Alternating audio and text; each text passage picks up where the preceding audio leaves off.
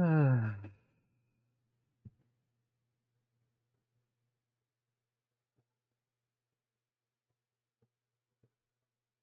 have to choose amongst all the different options and possibilities available to me. It can feel overwhelming at times, which is why I kind of use a nice little metaphor to describe it. It's like trying to walk through a sea or field of fish hooks hanging from the ceiling. You gotta walk through them without getting snagged until you find the one you want, grab it, and then take it back. That's what it's like, and it's rather annoying and painful when it doesn't work.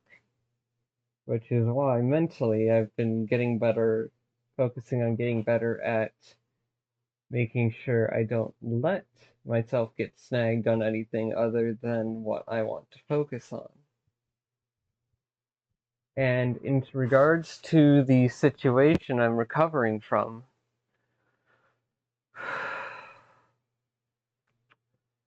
I've found that time and again, I keep on getting hooked. I keep on getting hooked. But what helps me is that instead of me imagining that it's hooked through my skin, I imagine it's like having two fish hooks hooked on each other.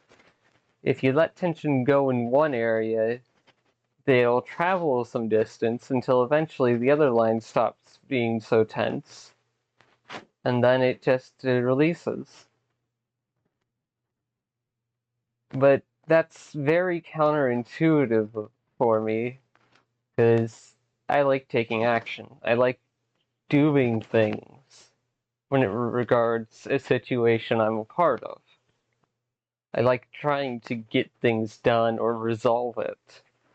And in the situation I'm stuck with and recovering from, every possible action I can take has a high likelihood of causing the other person to panic. It has a high likelihood of causing the other person to panic and misinterpret my intentions, thus skewing the impact. Which is frustrating, because that means my choice of available actions is severely limited to an area of life that I don't really have much experience with. In a way, that's kind of useful to challenge myself with, but at the same time, I don't want to be someone's source of stress. And if I use this situation as an excuse to work through that territory I'm not familiar with, that's okay. But if it's not being used as an excuse and is just literally, I'm feeling trapped and I can't do anything else, that's an issue.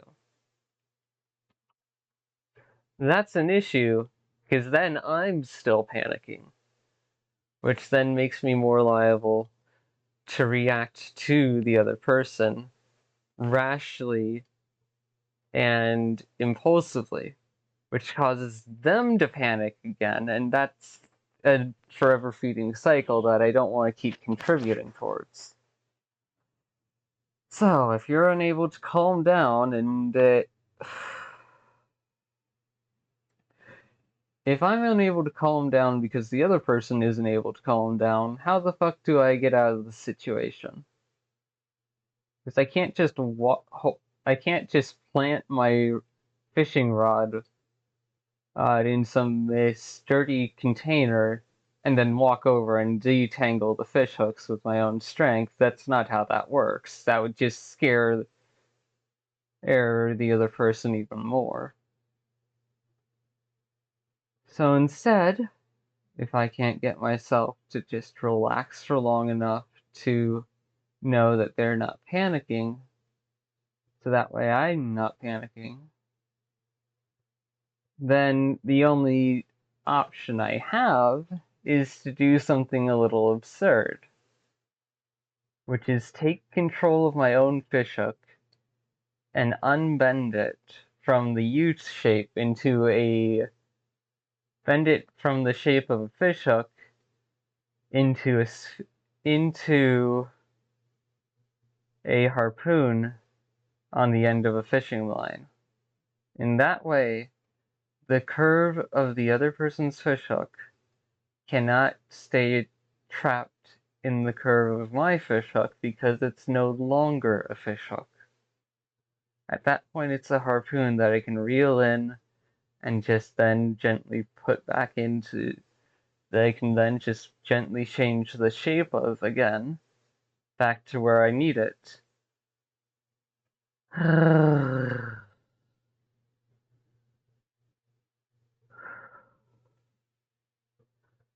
And that's why I've just been visually imagining anytime my brain gets stuck on the thought of that dense stork is, okay, the fishhooks are tangled again. Just need to imagine my fishhook bending out of shape until it just until the other one just slips off, and then I can pull it back over to me and bend it back into shape. Oh.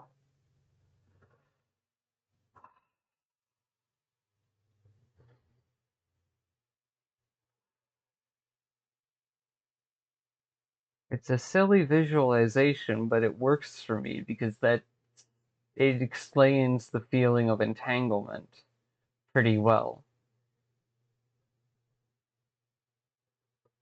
in regards to what happened. Because unless both people are calm, the situation can't resolve. But if both people are waiting for the other person to be calm, then unless someone does something that absurd, the situation's not going to resolve. It's just going to be persistent forever, and that's... Oh, no. No! I don't want to deal with that! No!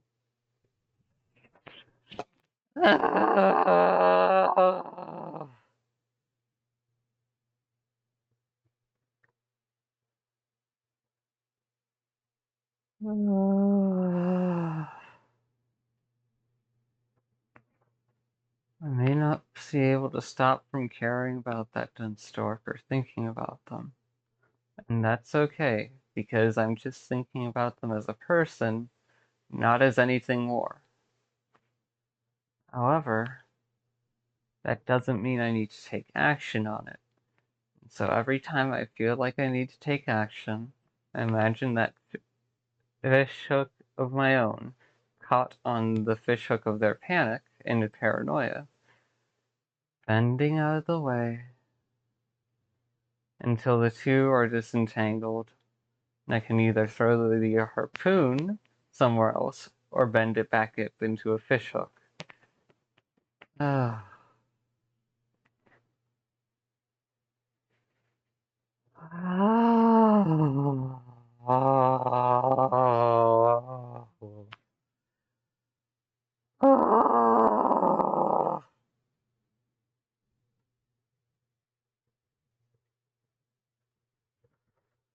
Also, if that dense stork is watching any of my videos, please stop avoiding the ones that will make you uncomfortable for fuck's sake.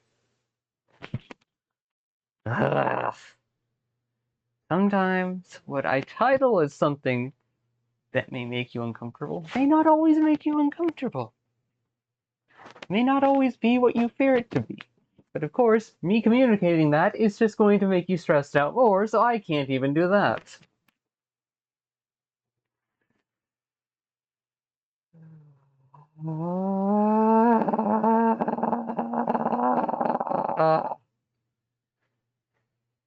So I'm just stuck here, having to bend a fish hook with my mind until I can consistently keep it from getting hooked.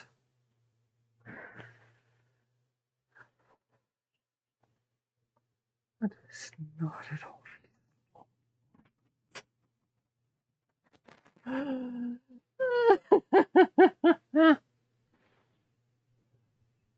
oh. Ugh.